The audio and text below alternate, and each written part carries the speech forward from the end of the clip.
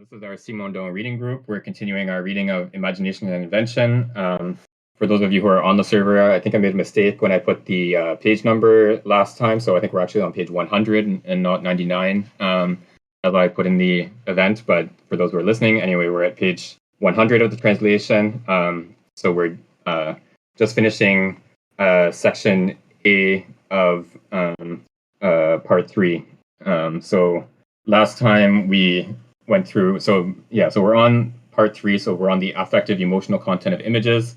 So we are looking at, so again, we're going through this cycle of images that Simondon had set out in the introduction, that it has these 3 stages of the cycle. It goes through the image before the encounter with the object, the image in the encounter with the object or simultaneous with the encounter with the object, and then the image after the encounter with the object. And so we're on that 3rd stage here, the image after the encounter with the object. And then each cycle, or the cycle of stages, goes through different levels. So it sort of repeats at different levels.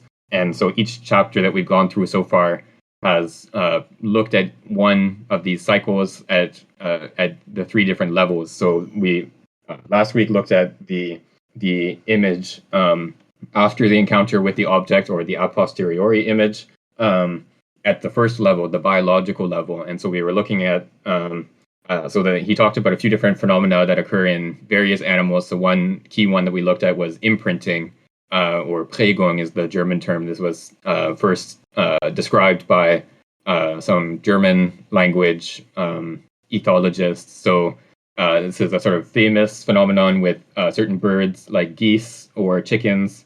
They hatch sort of in an active state. They're able to sort of walk around on their own and feed themselves and so on, as opposed to other birds that are that hatch in a sort of helpless state where they're stuck in a nest and they have to depend on their parents to feed them. But so these birds, like geese, they can walk around within a few minutes or hours after hatching. But what they do is so in the normal condition, the parents of the birds are the ones that will hatch the eggs, and so they'll be right there when the eggs hatch. And the chick will see the parent, the mother, or depending on what species of bird, it might be the mother or the father. And they see the parent, and they sort of orient their behavior around this image of the parent that they see in the first few moments of life. So then they follow the parent around. They sort of treat the parent as like the safety region of the world. So anytime that they're scared, they'll like run toward the parent and take cover. And then the sort of interesting bit about this imprinting phenomenon is that the image of the parent is not fixed or anything like that. It's not that the bird hatches with a knowledge of what the parent looks like, and of what type of entity they should run towards for safety. Instead, they actually learn in the first minutes or hours of life, this is what a parent looks like. So any creature, any entity that sort of vaguely fits certain characteristics of moving and so on, will serve as a parent for this chick. So it sometimes can be a dog, a person, whatever. It doesn't have to be an actual goose that the goose chicks actually follow. And so there's this encounter with the object. So the chick sees this entity, this creature, and then afterwards there's this orientation toward the image of this object. The behavioral repertoire of this animal is now structured around this object that it encountered in the first few moments of life. So this is a very powerful and quick form of learning. But of course, learning in general, in any other condition, like if you think of the classic, rats in a maze kind of learning process, the animals have an encounter with this object, the maze, and they after repetitions, sometimes only 1 or 2 repetitions of navigating the maze, they have a sort of image in the sense that their behavior is structured by this representation of the structure of the maze. So they no longer travel down the paths that don't lead to the food source or the reward or whatever. They instead only travel through the paths that lead directly to the reward. So again, there's an encounter with the object, and then there's a learning process that might take hours or days or whatever, and they eventually come to have their behavioral repertoire structured by the image of the object. And so here, image, we don't need to think like the question of whether the rat has like I don't know what we would call a mental image. Like, does the rat experience something that looks like a maze in the same way that we might visualize a maze to ourselves? I think that question you can sort of put in brackets. It's not really what Simondon was talking about here. The question is just about like the structure of the behavior of the rat after the encounter with the image. After the encounter with the maze. And so the image here is a sort of purely structural principle of orientation of behavior, as opposed to like something that like we don't even need to ask whether the rat has like an experience of sort of seeing the maze in front of it as if it were navigating it or something like that. And then in the case of human beings, he talked about these other sorts of images after the encounter with the object that are not related to living beings. So like the imprinting is always related to a living being, or at least something that moves as if it were a living being.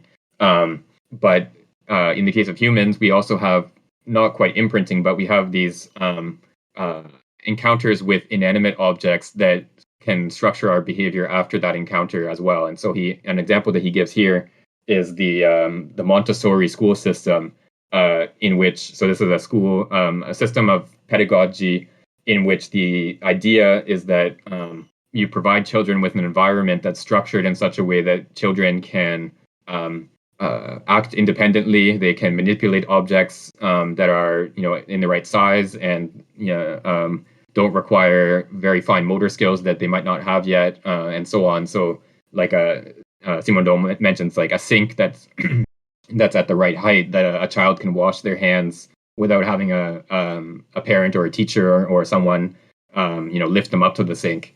So in this environment, the child has this encounter with objects as entities that can be manipulated and that the child can use independently, as opposed to an environment that's made for adults in which the child encounters objects as always mediated through a relationship with an adult that has to sort of perform the action for you or help you to perform the action or something along those lines. So these are sort of two different ways of encountering objects that can, and then the whole sort of idea of the Montessori school system is that having this independent access to objects helps children to develop into independent adults as they grow up. So you become more sort of resilient and independent, and in general just have like a better relationship with the world by means of learning to act on the world independently as a child. So I think, and then there was this interesting bit. I think the last thing I'll mention before we get started on today's reading is this bit where Simondon talks about toys, children's toys, and what sort of relationship they should present to the child, because he mentioned this in an earlier passage, this idea that like a doll, for example, should be like anatomically accurate. So some toy makers would make these dolls out of, I don't know, porcelain or something that had like very fine anatomical details, eyelashes or whatever drawn on, and Simondon argues that this sort of gets the idea of a toy wrong. It's not some sort of resemblance to another object that is sort of the key property that a toy has to have. It's the capacity for actions that it offers to the child. So a doll, better doll, could be just a bundle of rags that sort of allows the child to treat it as if it were a baby or something like that. But toys in general, for Simondon, they should offer, like the Montessori school, they should offer opportunities for the child to act, and they should they should not disappoint the child in the sense that the child should be able to operate on them and use them and potentially open them up and things like that. Like not sort of treat them delicately, but the way a child normally plays with their toys and throws them around and stuff. And they should sort of resist and not be so delicate that the child can't play with them in that way. And so he thinks that a toy that doesn't allow the child to, throw it around and open it and all these things sort of sets the child up for disappointment and could potentially affect the child's relationship to the world in the future in the same way that like having parents or caregivers who don't respond to the child's needs would affect that child's relationship to other people throughout his life. So like in the same way that a caregiver who doesn't provide affection to the child can affect that child's relationship with parents, with other people throughout their life. A toy that disappoints the child by breaking or not sort of doing what it's supposed to do, this sort of disappointment can affect the child's relationship to objects throughout their life. So again, he thinks that toys should be robust and not sort of delicate, and they should avoid this disappointment sort of experience for children. So yeah, I think that's what I wanted to say about what we read last time. So if I can get someone to read from page 100, and then we'll continue from there. I can read. Okay. There remains the question of the perceptual motor character. Is that right? Yes. There remains the question of the perceptual motor characters behind irreversible learning experiences in the child-object relation. Some observations on the marked preference among young children for objects with bright and saturated colors, rather than with subdued and desaturated colors, seem to indicate that the clarity of sensorial categories intervenes on imprinting. This effect may be associated with the role played in imprinting in animals by intense, contrasted and brightly colored patterns, quote unquote, serving as specific stimuli and intervening as veritable keys for imprinting. These are the patterns found on the inside of the beak and throat of young birds, opening their beaks in expectation of food. The opening of the chick's beak at the approach of parents is a selective stimulus key that conditions the gift of food. In this particular case, we might say that imprinting is not needed, the image of the youth acting for food being specifically predetermined. Yet there is a continuity between this case of extreme selectivity and other cases in which imprinting can occur within a margin of indetermination. For instance, the great plover in a situation of choice between its normal clutch and a quote-unquote supernormal brood with more or larger eggs, or eggs with sharper and more contrasted speckled pattern, opts for the supernormal clutch, whether artificial or from another species, and abandons its own clutch.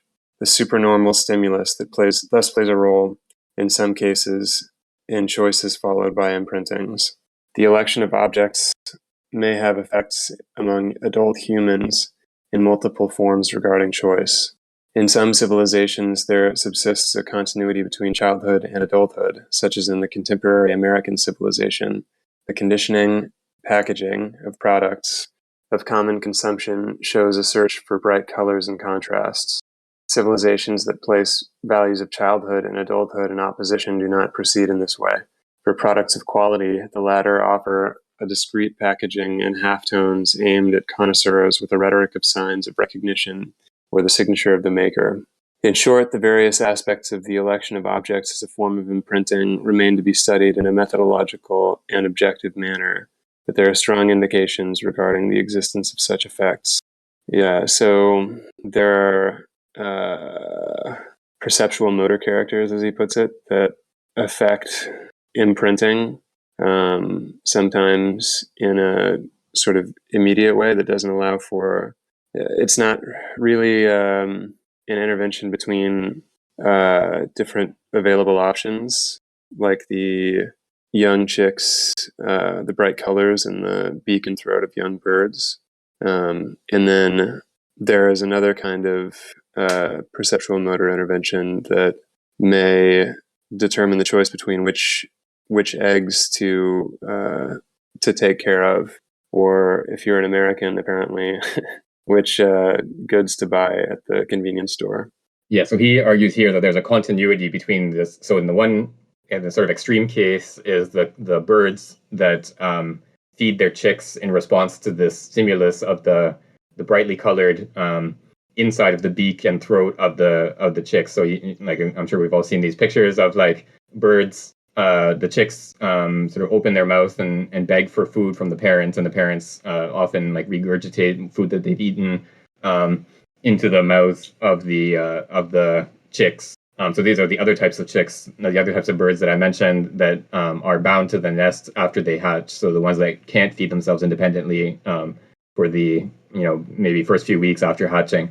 So this image is so powerful that you actually see sometimes birds will feed fish, particular fish that have this same sort of brightly colored inner lining of the mouth. The birds will feed the fish because the fish, mouth image is close enough to the chick mouth image that they have this sort of impulse or drive to feed this mouth that looks like a chick's mouth. And then so that's sort of the one extreme, and then you have more. So that's in this case, there's like sort of just one. There's like a certain stimulus, and there's a certain action that corresponds to it, and it's just sort of one-to-one correspondence. And then you have this case of more selective actions where there's like a certain kind of stimulus that brings about a certain kind of action, but there's like a choice in which stimulus is the better stimulus. And so Simondon just sort of alludes to this. He doesn't explain this in detail, but this is something that, again, the sort of classical ethology school, Lorenz and Tinbergen, they discovered, I think it was a species of gull, that it's normal. I think we talked about this in a previous session, but its normal eggs are like off-white with brown spots on them, and they have like, I don't know, a certain size. But then the experimenters would present like another nest full of these artificial eggs that are like bright yellow with red spots on them, and they're like twice the size of the normal eggs. And it turns out that these birds will select these artificial eggs that they don't resemble their real eggs at all, really. But these sort of patterns of stimulus, like the contrast between the background and the spots, is like highlighted and enhanced. And the size of the egg is exaggerated. So what the bird is responding to is not like, this looks like my egg or something like that. It's like these patterns of stimulus, this contrast and the size and everything are like, this is a really good egg because it has these sort of patterns in it. And so the bird is sort of selectively drawn towards this better egg as opposed to its own egg. And we can think of this in the human case. So Simondon talks about packaging of products, but maybe like a really straightforward example of this is lipstick. It sort of takes the contrast between the lips and the skin tone, and it exaggerates that contrast and produces this aesthetic effect by exaggerating this contrast. But yeah, in the case of packaging, so Simondon, I think he in general associates American society, as he puts it here, with this sort of immaturity, or he puts a continuity between the child state and the adult state. And so he talks about this brightly colored packaging. So again, these bright colors sort of exaggerate the contrast that we might expect between, like, I don't know, a food substance and the bag in which you buy it. So it's like a highlighting of this contrast, and so it sort of catches your attention in an initial, like if you're just looking through the shelves at the grocery store, the brightly colored package might catch your attention, and then this contrast, this brightly colored package helps to sort of exaggerate the value of this food substance or whatever it is that you're buying at a store. And he suggests that there's a distinction here between like the sort of mass-produced objects that have this brightly colored packaging and sort of the high-end objects that would have this more sort of discrete packaging that would be more subtle, and it would be like sort of appealing to the connoisseur. That you have to be sort of in the know to be able to distinguish. This is this special brand of I don't know, handbag or shirt or whatever. That like if you're in the know, then you can distinguish the real one from the knockoff, or the high end brand from the mid range brand or whatever. So yeah, it's this appeal to like a sense of sophistication as opposed to this appeal to a sort of high contrast and exaggeration of color contrast as like the principle that you use to select the object. And we can think also of this this sort of super normal stimulus. We can think of this as like the property of cuteness that we experience with certain animals, like especially that have big heads, big eyes, etc. And this, it's hard to say exactly. Like, I don't think anyone has like a sort of complete theory of cuteness, but like it's pretty clear it has some connection with the fact that human babies have much bigger heads relative to their body size than adults. And so animals or other entities that have some sort of shared property that is this sort of pattern of proportions that's similar to the baby's proportions will be perceived as cute. And so and you find this, like, people treat their pets as babies. They even describe them as their babies. So we have, like, in the human case, of course, people don't sort of confuse their pets. They think that they're human or something like that, but we respond to our pets, the properties of these animals. We treat them in certain ways, and we see them as cute and so on, because they have these sort of patterns of proportions that similar to those of a human baby. Okay, let's go on to the next subsection. So if someone could read, about a page or so. This is a little bit longer subsection, or you can probably split it into two. So about a page. No volunteers. Okay, I can read this one, but hopefully someone else will read the next one after that. But no pressure if you don't want to. Okay, Section B, the level of psychic processes, the mental image, the symbol. Subsection 1, the consecutive image. If by quote-unquote image we mean a concrete representation with a sensorial content built in the absence of sensory stimulations, or appearing in the absence of such stimulations, the phenomenon of the quote consecutive image unquote only partially deserves its name, since sensorial stimulation plays a role in it, even when the object is no longer present. However, since there is an almost constant transition between the effects of consecutive images and true memory images, implying no recent peripheral stimulation, we need to consider the consecutive image. The sense of sight in humans is that which is able to convey, at least in peripheral receptors, the most information. To this preeminence corresponds a high aptitude of organs or nerve pathways, perhaps of nerve centers too, to make real stimulation caused by objects reappear after a short interval. This reappearance, halfway between perception and memory, is called the quote consecutive image unquote. It can occur in waves and through various modalities, hence the terms of primary, secondary, or tertiary consecutive images. The primary consecutive visual image is called the Hering after image. It is produced after the stimulation of the eye by a bright area. When the stimulation ends and is replaced by darkness, the bright area seems to reappear after a short interval, and that impression subsists for several hundredths of a second. If the area is very bright, a white area, a color bleed may be observed in the consecutive image: green, yellow, red, purple, blue, green, etc. After a second interval, the image reappears again, generally with a complementary coloration if the stimulating area was colored. This secondary image is known as the Purkinje's afterimage, Hamaka's satellite, or Bidwell's ghost image. This secondary image has a short duration.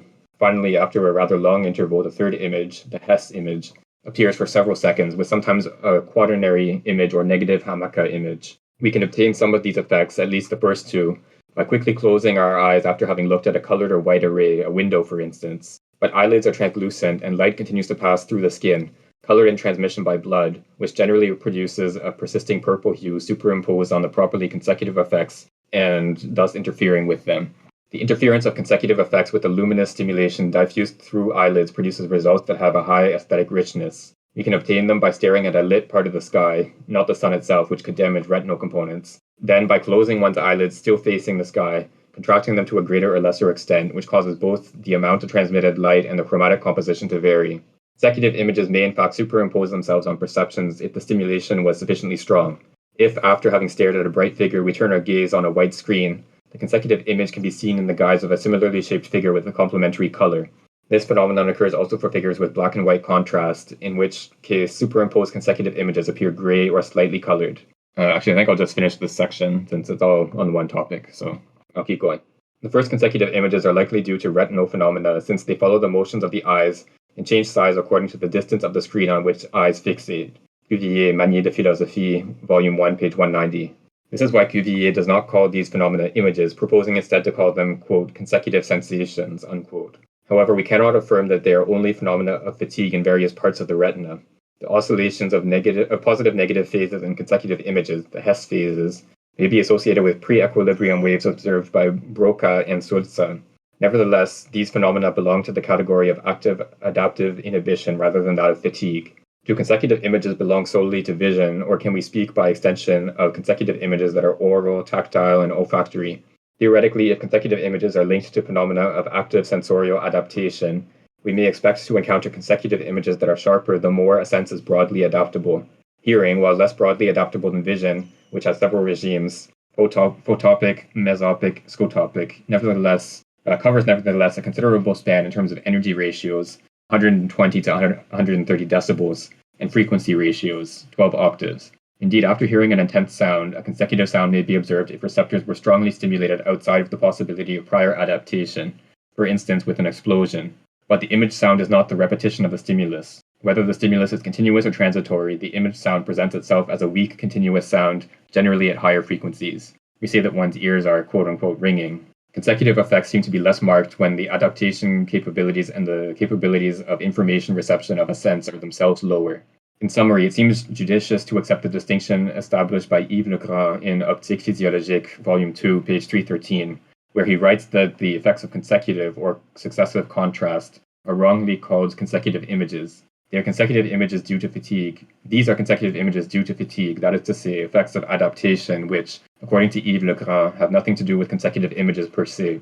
True consecutive images are phenomena of persistence, even if in practice the fatigued image, resulting from a phenomenon of adaptation, may be superimposed on a true persistence image and cancel it. In the case of intense luminous stimulation, according to the research of Robertson and Fry, the equilibrium between successive contrast and the image takes place after approximately 2 minutes, with an initial stimulation of 10 to the 4 candles per meter squared and a field of posterior observation of 100 candles per meter squared. Right, so here we're looking at images at the second level, the psychic level. And so we want to start out by this is sort of a limit case of an image.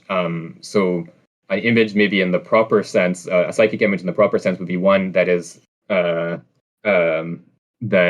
would be distinct from sensory experience. So like you're sort of sitting in a room and you imagine, I don't know, your trip that you took a year before or whatever, something completely separate from what you're currently experiencing. That's sort of like the classic case of an image. These, what he calls your consecutive images, are a sort of limit case because they're not independent from sensation in that way. So they only appear in close connection with a particular kind of sensation. So in the case of visual images, so this is a sort of after image that we experience. If you look out a bright window and then suddenly close your eyes, you have like a sort of after image of the bright window, you experience, if you pay close attention to the image, you experience this sort of changing image in different ways, and of course this will depend on like the individual person, what exactly they see. But often what happens is you see a sort of outline in the same shape as the bright image that you were looking at earlier, out the window or whatever. But it changes colors every portion of a second. It will go through these different colors in sequence, and anyway, you can, if you pay close attention, you can sort of describe these sequences of images that appear after the experience of this bright sensation. And maybe a better example, more contemporary example, is when you're like in bed at night and you pick up your phone.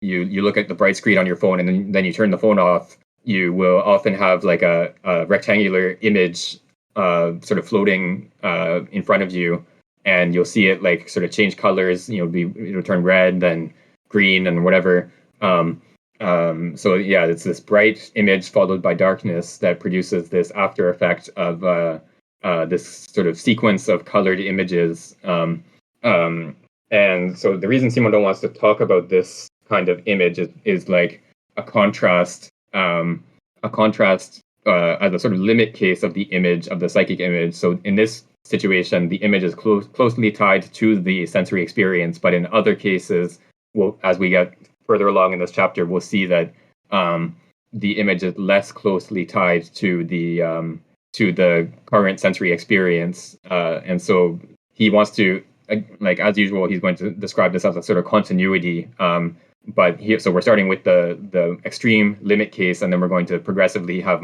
more and more independent images. Right, and then the next question that he brings up is whether there are equivalents of these images in the case of other senses.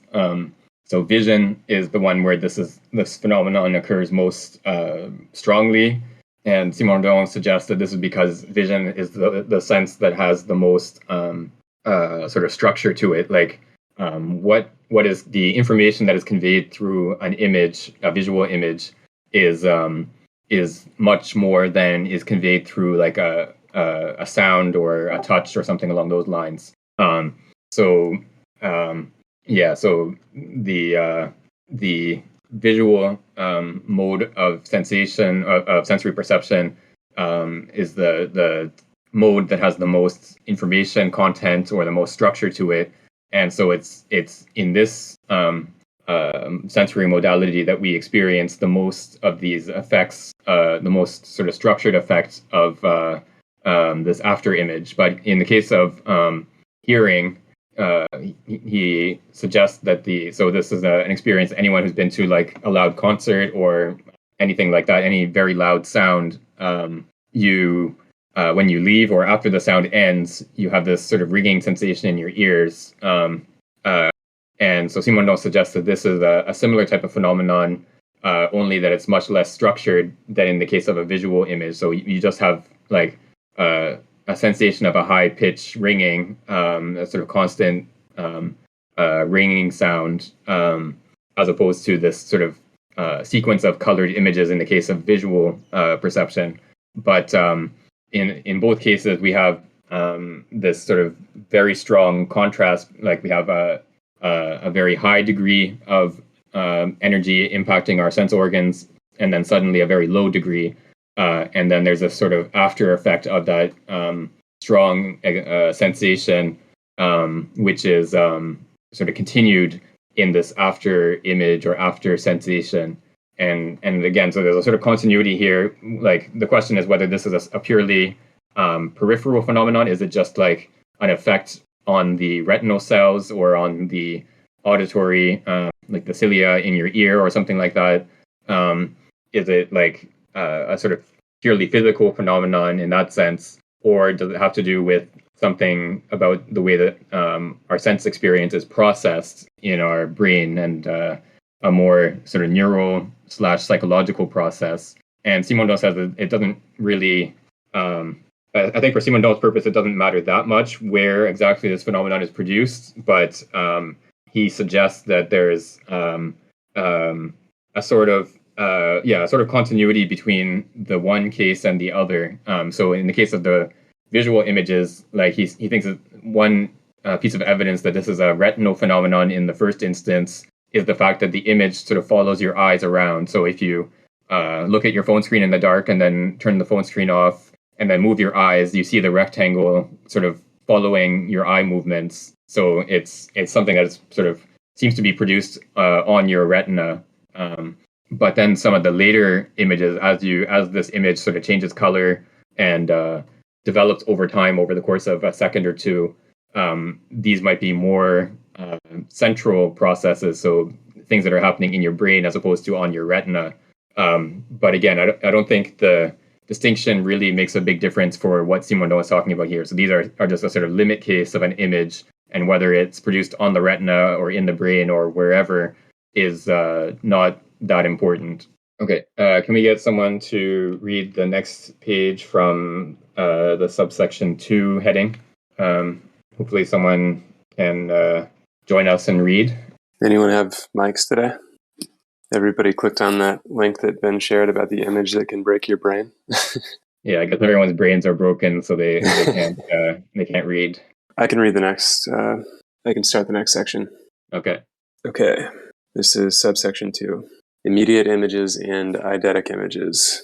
We give the name of immediate images to a more complex mode of persistence, one with a longer delay than the sensorial persistence of a peripheral character, and manifested as the persistence or repetition of an already structured datum, thus of a perception rather than a simple sensorial datum. So long as we adopt a distinction between sensation and perception as designating, in practice, a more integrated central activity. Egger's La Parole Intérieure, cited by Cuvillier, described the case of hearing a bell or a clock at a distance. Quote, "Many times it happened that I heard the distant sounds of a bell or a clock. I soon noticed that they repeated indefinitely, and this seemed unbelievable to me. My imagination was prolonging the series after my ear had stopped perceiving it. Since the sounds perceived were very weak and as delocalized as can be, the last one I heard and the first one I imagined presented the same characteristics, and I could not distinguish between them at the time." Unquote. Immediate images are those which for a normal subject are most prone to be confused with the actual perception of the object when receptor organs are stimulated almost to their threshold. Furthermore, such threshold stimulation may take place in various ways, either due to the low energy of the signals or because of the quote-unquote background noise of receptors in centers is in itself a source of signals, if we can accept that there can be a quote-unquote background noise in nervous pathways and centers. The case of weak external signals, which Egger cites, is found in the visual register and in the tactile register. If a light is projected on a screen, then progressively lowered, a moment comes when the subject can no longer tell whether the screen is still barely lit or only appears to be lit. The more the subject is motivated, the more he exerts efforts. The more the subject is motivated, the more he exerts efforts, and the more images can be taken for real and objective stimulations. This happens in a progressive manner from an initial condition of correct sighting, tachistoscopic vision experiments. In fact, not only does the immediate image arise, but also older memories and ultimately collective norms. In the case of the perception of autokinetic motion, Charpentier, Aubert, suggestions coming from third parties are also very efficacious. In the tactile register, we may cite the following experiment among others. A small disc, such as a coin, is shown to the subject, and it lightly adheres to the skin when applied against it with pressure, although it comes off at the slightest movement. Then a similar disc is pressed against the subject's forehead, but removed when the pressure stops, and the subject is asked to make the disc fall without use of the hands. The subject indeed attempts to make the imaginary disc fall, since he continues to feel it stuck to his forehead, which of course it is not. A large number of magic tricks or casual tricks use this confusion between the immediate image and sensorial data. So if I understand this correctly, immediate images are perceptual images as opposed to merely sensory images, which is, I think, what he's saying consecutive images are, that is sensorial. And immediate images have a longer delay or greater persistence, and they seem to be perceptions that are just barely at or above the threshold of perception, like the description of the sound of the bell heard at a distance. I guess the idea is that it was only just audible, and it's because it was just at this threshold that it repeated longer than it should have. Yeah, so this distinction between sensation and perception is sort of classic one in psychology, and other people have sort of contested whether this is a valid distinction. But the sort of idea is that a sensation, what distinguishes a sensation from a perception is of a fact or of something that could be true or false, whereas a sensation is just a sort of brute phenomenon. It's not true or false; it just is. As sort of one way of articulating the distinction. So, like when you think of optical illusions, you might say that you stick a pencil in a glass of water, and you say the pencil looks bent. So this is a perceptual illusion. You are perceiving a fact or an apparent fact that the pencil is bent. But then the sensation that accompanies this perception is just like the pattern of colors that you experience of a sort of orange region surrounded by regions of other colors and so on. So this is the distinction between sensation and perception, and Simondon is sort of taking it up here, but he does indicate a little bit of a little bit of hesitation about it, but he's sort of using it as a something we can work with, at least as a starting point. And so the distinction between what we looked at in the last section, these consecutive images, and then now the types of images that he's talking about here is that we're dealing now with perceptual images as opposed to just sensations. So like the example where you look at your phone in the dark and then you close your eyes and you have this sort of bright rectangle sensation. In this case, it doesn't look like anything. The rectangle just looks like a bright rectangle, or you just experience this bright rectangle. You don't it doesn't look like a phone, for example. It doesn't seem as if the phone is floating in front of your eyes or something like that. Whereas some of these phenomena, it seems as if you're perceiving something, like you have an experience as if something were the case. Like you experience a bell ringing, whether you're actually hearing a real bell in the distance or just sort of imagining it, you still have an experience as if of a bell ringing is how you can sort of describe it. And there's one, I'll post a link here. There's this interesting set of experiments, or sort of a classic experiment that's been done in multiple variations over the decades. So the setting is they have a bunch of subjects and they play a recording of white noise to the subjects, and so there's two groups. One is the control group, and they don't really give them any instructions. They just listen to the white noise and they ask them, what did you hear? And most of them just say, I heard noise. I heard just random noise. But the other group of subjects, they tell them, we're going to play a recording of noise, and at some point in the recording, you might hear the song "White Christmas" by Bing Crosby. At some point we might play that song, sort of buried in the noise.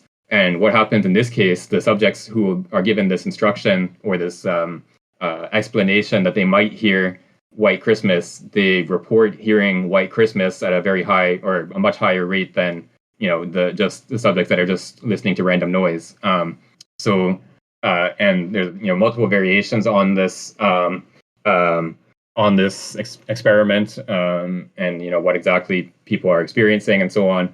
But what this shows is that this sort of expectation of an experience can actually bring about that experience in certain conditions. So because these subjects are expecting to hear "White Christmas" in this, very difficult setting, sort of hidden in the noise, they actually have the experience of hearing "White Christmas." And so this is a similar sort of case to the bell ringing one that Simondon mentions here. So likewise, you're listening to a bell ringing in the distance. It's a very faint sound. It's not really localized. It's just sort of in the ambient surrounding. And each sort of occurrence of the bell ringing brings up the expectation of the next stroke of the bell. And so the expectation now after the bell stops ringing, after say 10 strokes or whatever time it is, you continue to have that expectation of hearing a faint sound of a bell ringing, and this expectation can actually sort of bring about the experience of hearing a bell. And so this is a phenomenon that it can occur in multiple different ways.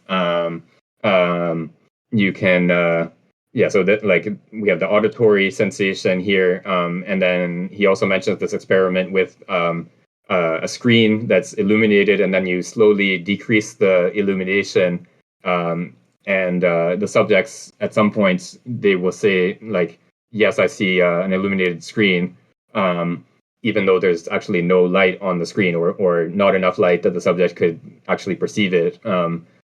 So again, you have this expectation, you've seen the screen illuminated, and you have this expectation the screen is going to be illuminated, and this expectation brings about the experience of the illumination. So the reason why this sort of category is different than the last one is because this is a sort of top-down process, right? As opposed to the after image from looking at your phone in the dark is a sort of bottom-up process. It's something that happens on your retina, and then possibly at some point in your visual perceptual system in your brain, but it's sort of driven by the low-level processes of visual perception, as opposed to the case of hearing White Christmas in just a recording of white noise. In this case, it's a very high-level process. You understand some words that the experimenter tells you, and you have an expectation driven by a linguistic understanding, and so it's a very high-level phenomenon. And then that expectation brings about an experience. So this is a top-down as opposed to a bottom-up phenomenon in this case. So I think this is sort of the general idea of why Simondon wants to distinguish between these two cases. But again, there's a sort of continuity in the sense that we're sort of progressively getting more and more images that are more and more detached from the sensory present experience. So the after image is just sort of immediately following the initial experience, and then now we have these other sorts of images that are not directly tied to what we're currently experiencing, but instead to what we expect to experience, or what we think we might experience. So yeah, there's a higher degree of separation between our current sensory input and the image that we experience in this case. Okay, so it seems like it's just the two of us who are able to read today. So unless there's any other volunteers, I'll read the next section. The next section is 3 memory images. Sorry, we're not quite there yet. Sorry, just a second. Sorry. If you want to read, could you read from page 104, the bottom of page 104, the background noise of sensory organs, and then and read like a page from there, because we have a couple more pages to go before the section break. So if you could read from there. Have you found the spot? 104, right? 104. Sorry, which one again? Why did you read? Yeah, so the bottom of the page, the bottom paragraph, the background noise of sensory organs. Oh, I meant to. Sorry, I just lost to where it is, and then I meant to read, and then oh my goodness, why I can find it? I can just find it. What is the degree of precision of the immediate image? Is that the part, right? No, sorry, it's 104. Sorry, 169 in the PDF. Okay, yeah, the background noise of sensory organs is the first line. Sorry, I just like I can't. Or if you want, I can read the next one, and then you can read the one after that. Sorry, I'll do that. Sorry. Okay, I'll read this one, and then you can read the next one, and you can find where we are and go from there. Yep. Okay. The background noise of sensory organs brings about a stimulation that interferes with the signals actually coming from the milieu and may feed the immediate image. If this background noise were a white noise, it would trigger only a rise in thresholds, but generally it is not equi-energetic. The more it is selective, or quote-unquote colored, the more it can sustain a confusion between immediate images and objective perceptions. Within the register of hearing, the curve of lower thresholds indicates that for faint sounds, the sensitivity of receptors is greater between 600 and 3000 Hz, which is precisely the span of the human voice and its harmonics. The weaker the sound, the more the ear functions as a selector and ultimately a selective generator of endogenous sounds. This selectivity disappears at higher energies, Fletcher's curve. Hence, the most common immediate auditory images come from speech, singing, and those sounds belonging to the frequency band selected by auditory receptors when they receive faint sounds. Visual receptors among humans do not display a similar change of selectivity in relation to the signal level, in spite of the Purkinje phenomenon, which is rather faint and does not predetermine the visual background fog to feed a certain category of immediate images rather than another. What is the degree of precision of the immediate image? It appears to vary widely according to subjects, to the meaning under scrutiny, and to age. We will call eidetic image a predominantly visual image that has a degree of precision comparable to direct perception and lends itself to mental examination. For instance, a word that was seen in writing may be spelled backwards. Numbers may be subjected to operations as if they were written on a blackboard. The development of eidetism is at a maximum among children aged 10 to 14. It allows for the rapid learning of information in concrete forms such as geography maps, diagrams, and schemas. We should note that this faculty coincides with the maximum of perceptual activity, producing the maximum of optical geometrical illusions for ages 10 to 14. In his On Intelligence, 10 examines the case of young calculating prodigies, in particular that of Colburn, who could neither read nor write, yet could, quote-unquote, clearly see in front of him his computations. In the same book, 10 cites the case of chess players who can play a chess game with their eyes closed and their head facing towards a wall. Quote, they have numbered the squares and pieces. At each move of their opponent, they are told the piece moved and the new square it occupies. They give directions themselves for the movement of their own pieces and go on in this way for many hours. They often win, even when opposed to skillful players. Evidently, the figure of the whole chessboard, with the different pieces in order, presents itself to them at each move, as in an internal mirror, for without this they would be unable to foresee the probable consequences of their adversaries and their own moves. Unquote. For 10, according to the description of one of his American friends who has this faculty, the subject sees the whole chessboard simultaneously, with all the pieces as they were in actuality after the last move. Quote, as each piece is moved, I see the whole chessboard with the new change effected. If I am in doubt in my mind as to the exact position of a piece, I play over mentally the whole game from the beginning, attending carefully to the successive movements of that piece. It is far easier for me to make a mistake when I look at the board than when I don't. I see the piece, the square, and the color exactly as the workman made them. That is, I see the chessboard standing before my adversary, or at all events, I have an exact representation of it and not that of another chessboard. This player affirms that before starting to play, he begins by looking carefully at the position of the pieces on the chessboard in order to have an anchor and come back mentally to that first impression. In practice, he does not see the green and white board, nor the shadow of the pieces, nor other small details in their structure, but if he wants to see them, he can. Then adds that such representations repeat or return involuntarily, arising back into one's mind, for instance, during a bout of insomnia.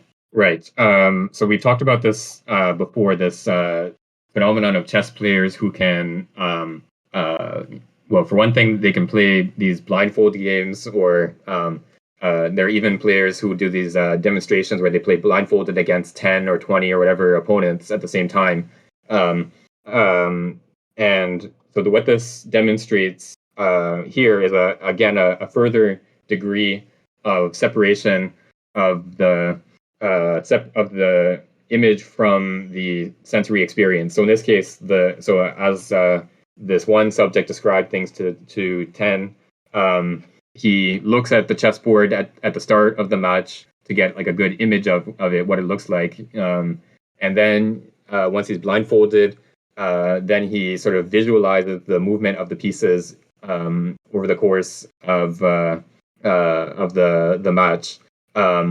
And so people who have this ability, they can sort of create an image or imagine the movement of the pieces throughout the match in a very precise way. They can depict where all the pieces are over the course of the match. But this has been studied experimentally. I think I mentioned this before, is that these expert chess players are actually no better than novices at just remembering random arrangements of pieces. If you take pieces and just sort of scatter them randomly on the board, the expert chess players are no better than novices at remembering them. It's only situations that actually arise in the course of a game that they can visualize in this way. So they're grasping the whole structure of the chess board of, which pieces are threatening which other ones, and where the king is, and so on.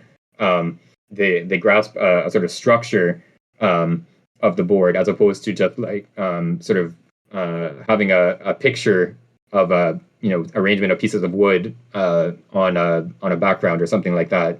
So it's an image that has a lot of structure built into it of like what relationship the different pieces have to each other, as opposed to just like a people talk about like a photographic memory, but in this case, and probably in most cases of what we think of as a photographic memory, it's not like a photograph that just has like a sort of static depiction of a arrangement of visual phenomena or something like that.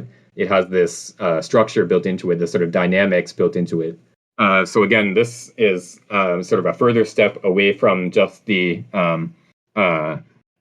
sensory environment of the subject, because in this case, the subject, they have this sort of initial experience of the chessboard and what it looks like, but then the whole rest of the match is just played out in their imagination.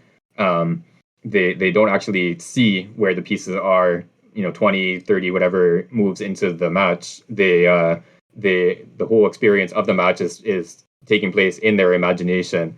So it's again more detached from the environment.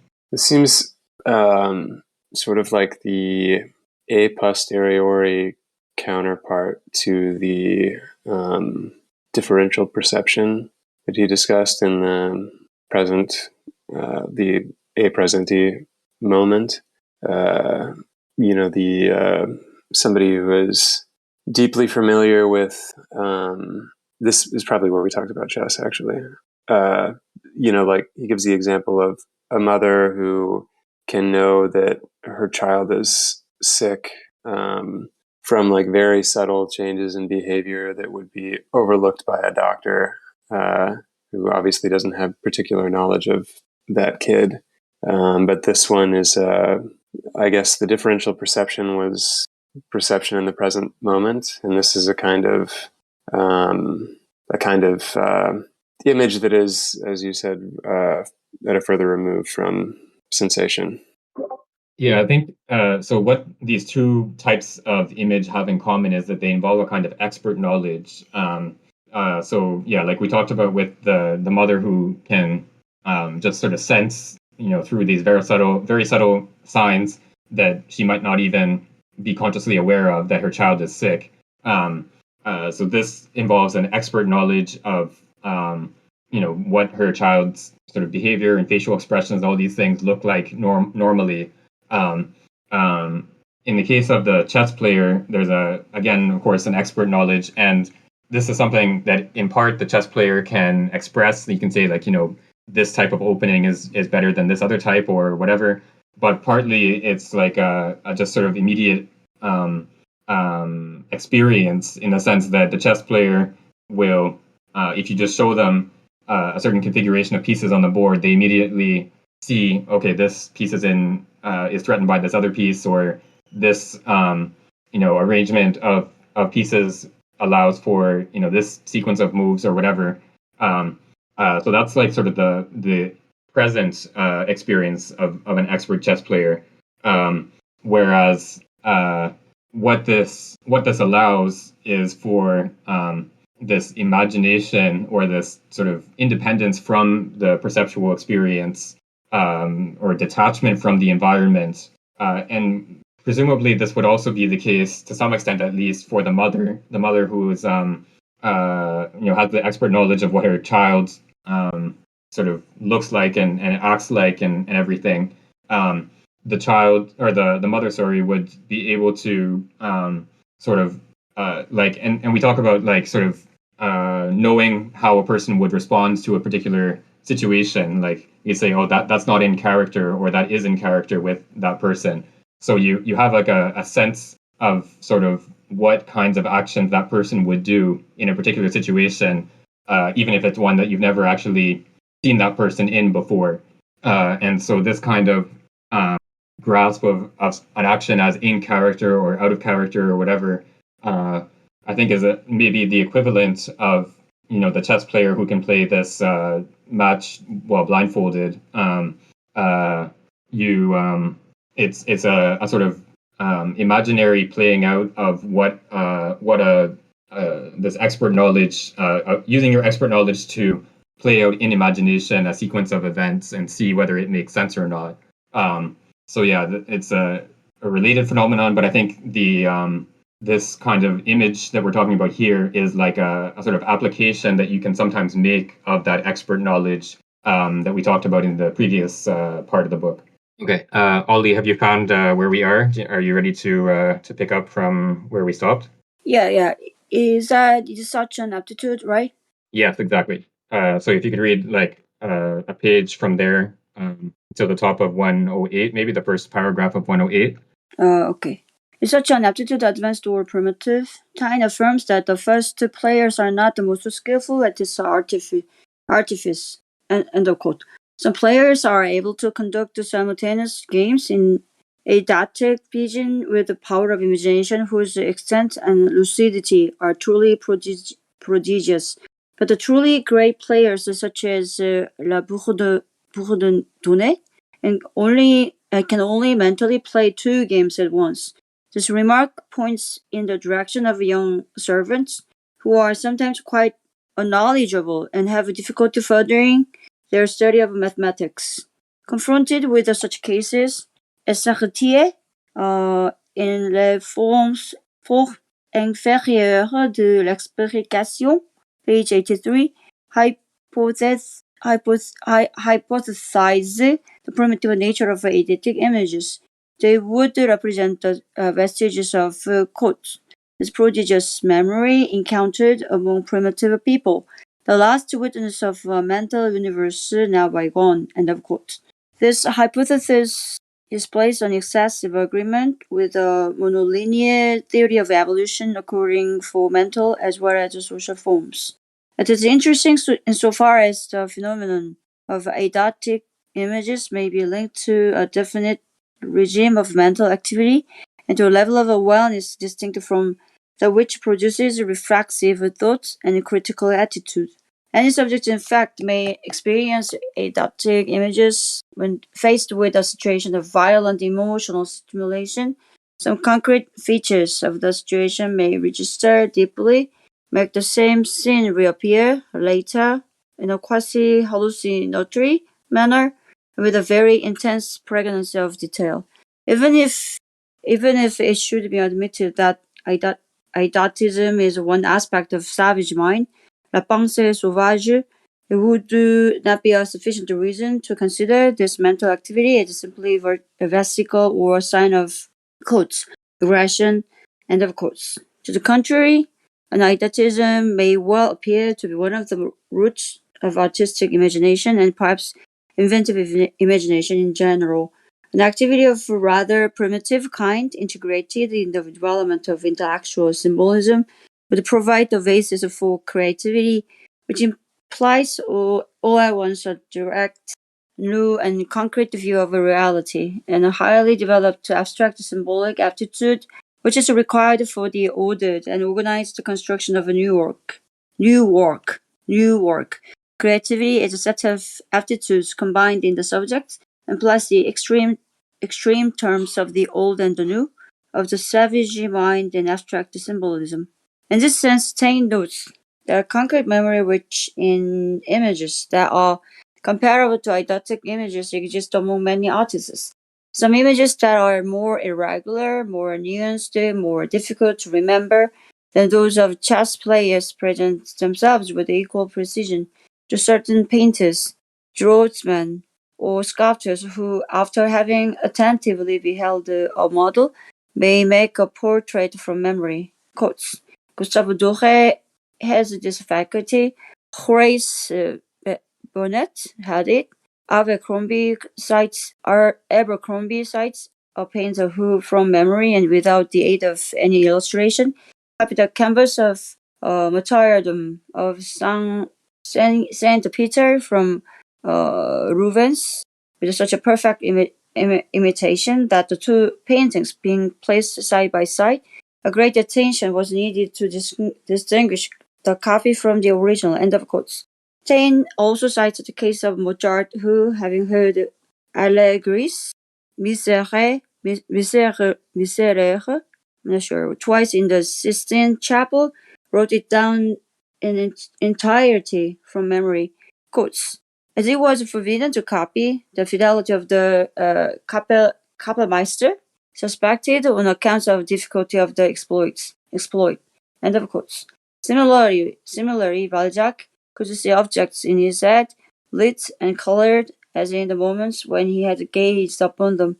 Test to an anatomist would give his course with quotes, the imaginary sight of the region of the body to be described, end of quotes, before his very eyes.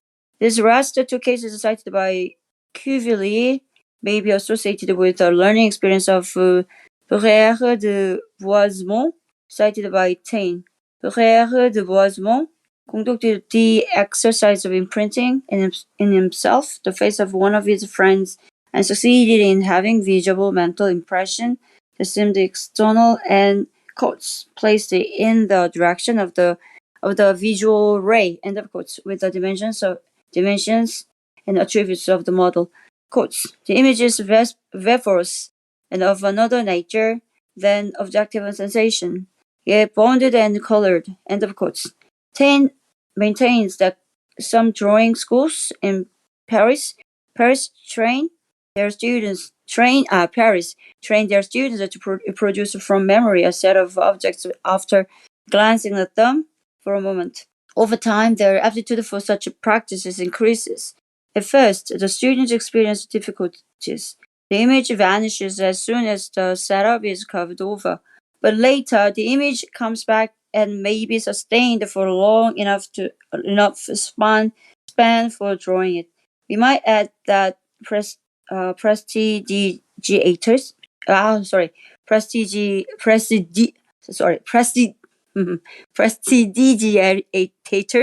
develop this mode of memory through eidetic images, seeing the audience for only a few seconds before being blindfolded. Some of them can describe audience members as if endowed with extrasensorial perception. In reality, they make use of an eidetic image. Here? Stop here, right? Yes, thanks. That's good. Thank you. Sorry for strange pronunciations. No, that's fine. There's some difficult words in here.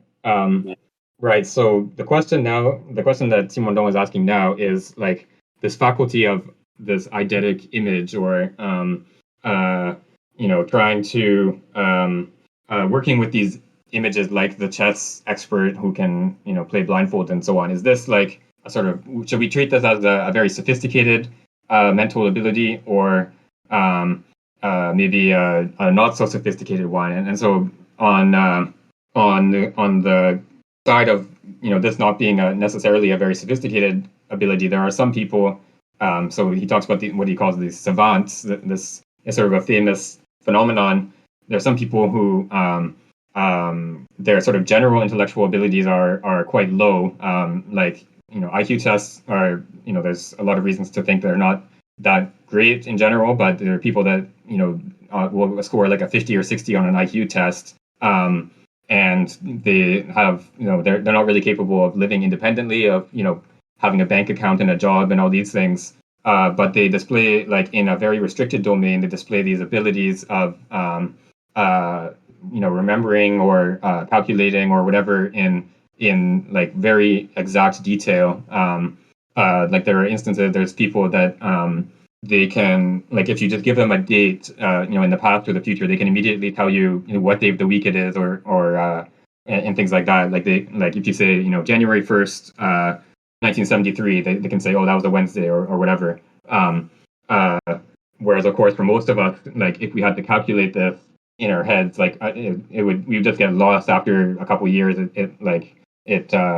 Anyway, it's something that we would never be able to know without looking at a calendar. But these people have like sort of memorized a calendar, or they're capable of calculating in this very restricted domain with such exactness that they sort of immediately know the answer.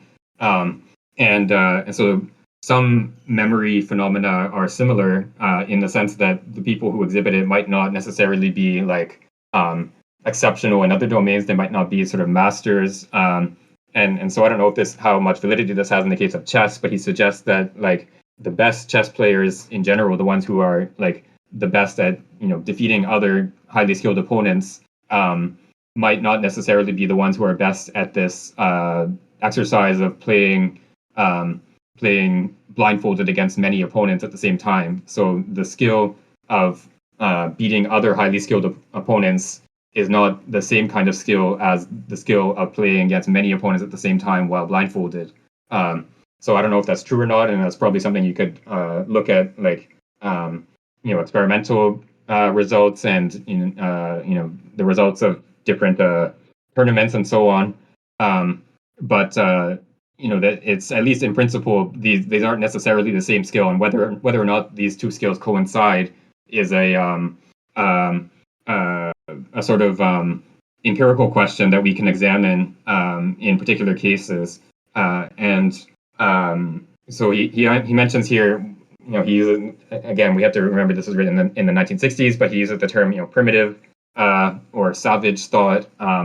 And we were just sort of talking in the chat here about the distinction, and this is something that Plato brings up in relation to writing. So many societies in which that either don't use writing or have a limited use of writing, people exhibit memory feats that most of us in societies that are based on writing would not be able to perform. So people memorize long poems or songs or whatever. So like in ancient Greece, in like say 7th century BC, of course writing existed, but it was still semi-marginal. It was not like sort of everyday use in the same way as it is today. And there were these rhapsodes, these sort of bards, I guess, who would recite the whole Iliad from memory. And you would say like, recite this passage for me, and they would just be able to recite it. Like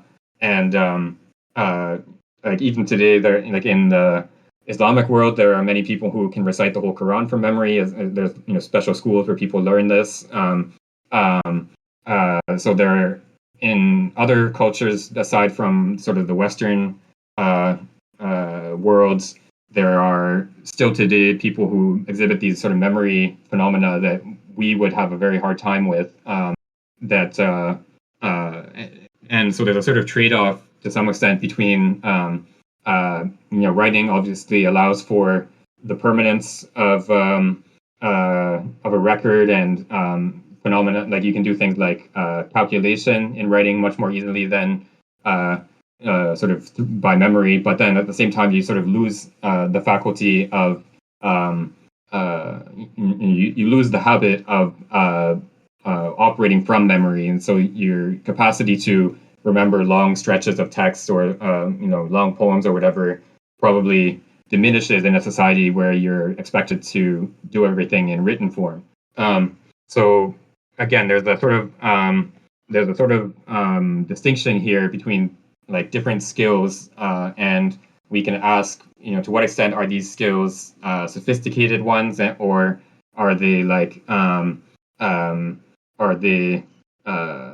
maybe less sophisticated ones? And the suggestion here at first is that the sort of just pure memory of just like being able to remember a poem is maybe not necessarily a sophisticated skill. Obviously, it's much less sophisticated than being able to write a poem.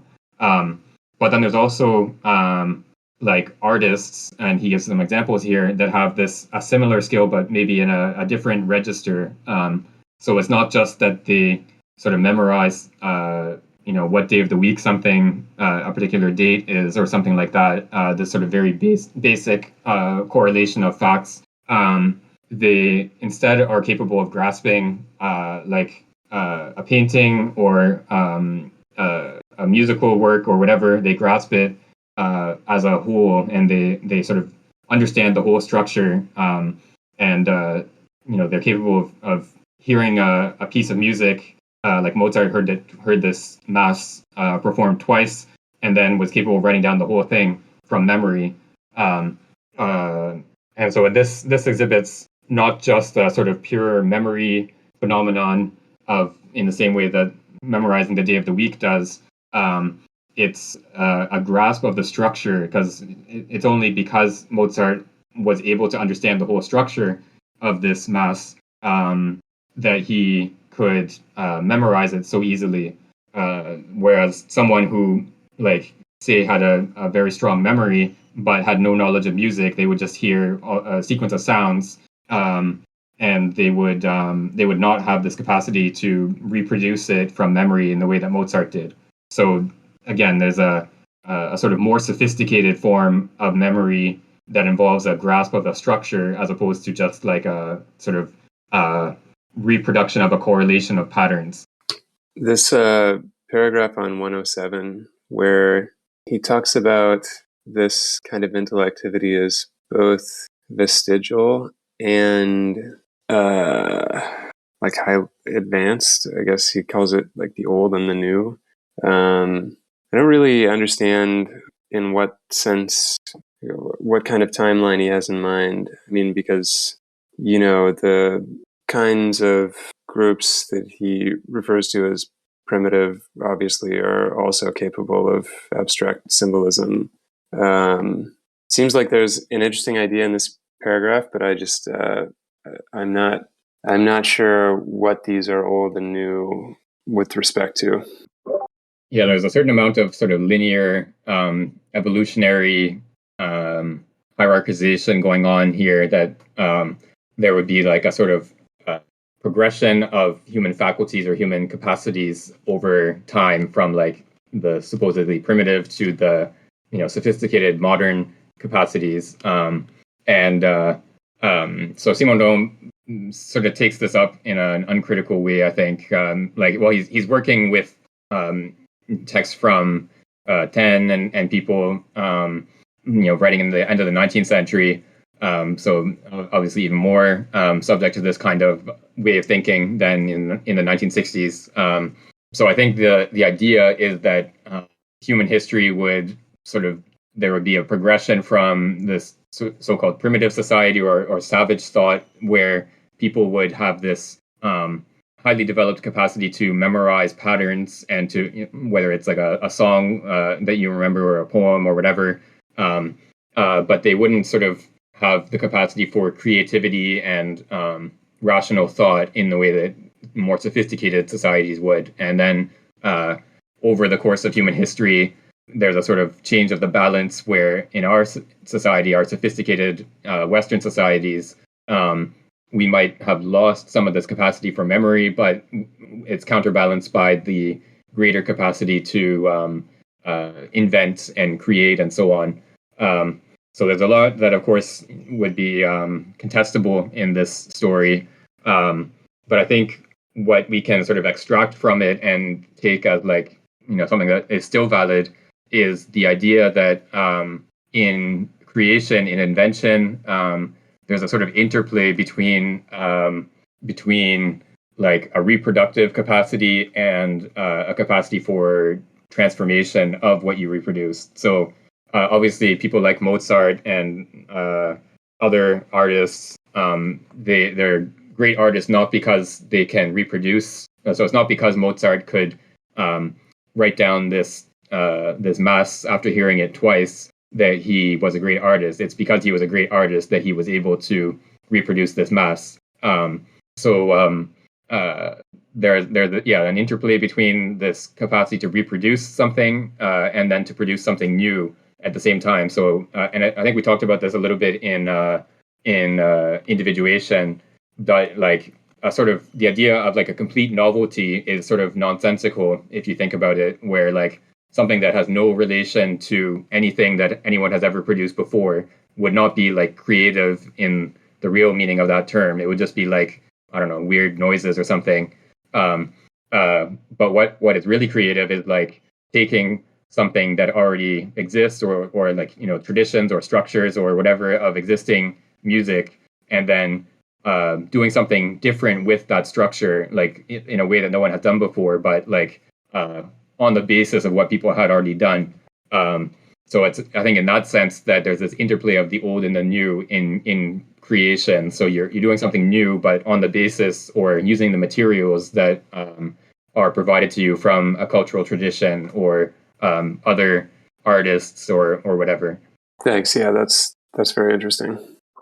And the other side of this too is that the idea that an artist is sort of supposed to be inventive, supposed to produce something new that no one has done before.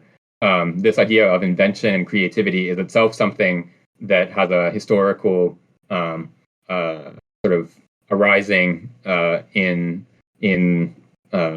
artistic history, right? Like if you think of like medieval and Renaissance artists, often you have these productions that are, very beautiful, but the artist's name is not known. Like the people are described as like the master of whatever artwork or whatever. The person's name is never known because the idea that like an artist was a sort of individual genius who produces a new production or new creation was not like part of the sort of intellectual environment of the time. Like an artist for in say a medieval church setting was just someone who like depicted the events of a saint's life or of biblical story or whatever in a way that conveys the message in appropriately to the audience. They weren't necessarily thought of as like these inventors, even if they actually in reality are inventing. They aren't sort of understood as inventing. It's a sort of unconscious invention, I guess you could say.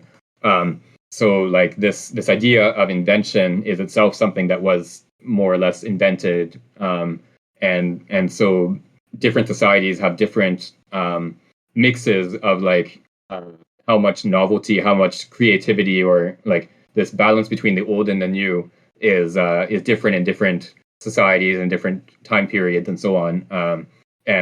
So I think our like especially since maybe the beginning of the 20th century, the balance is like very strongly towards the novelty side. Some artists like it seems like they sort of pursue the idea of like shocking people as like here's something completely new that's so new that it's shocking, and this is like sort of what they take to be like the goal of art or something like that. But maybe that's sort of taking one side to an extreme and without sort of counterbalancing it with the other side. And maybe novelty is only really artistic or creative when it's sort of on the basis of something old as well. Okay, so we're pretty much at time. Yeah, and this section has a few more pages, so we don't really have time to finish it. So let me see, where did we end? Top of 108, I believe. Yes. Oh, maybe the one last thing that we can talk about quickly before we go is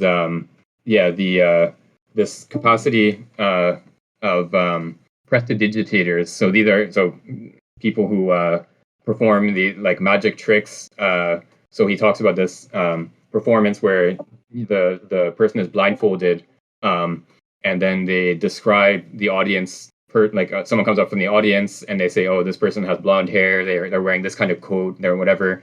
And so they describe what the show sort of describes them as having this capacity to sort of extrasensory perception. They can perceive the properties of the person without using their eyes or other senses.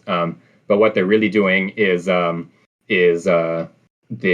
capable of very quickly seeing the audience before the blindfold goes on, and then they use that very quick perception. So like most of us, if you just walk out onto a stage and look out at the audience, you just see sort of a vague mass of people, and you won't be able to say anything about any particular person. But these people apparently have the faculty of looking out at the audience and seeing like 100 individual people with like their what they're wearing, what they look like, etc., and sort of grasping that in a second or two, in the same way that the chess master can look at the chessboard and immediately see what all the pieces are doing.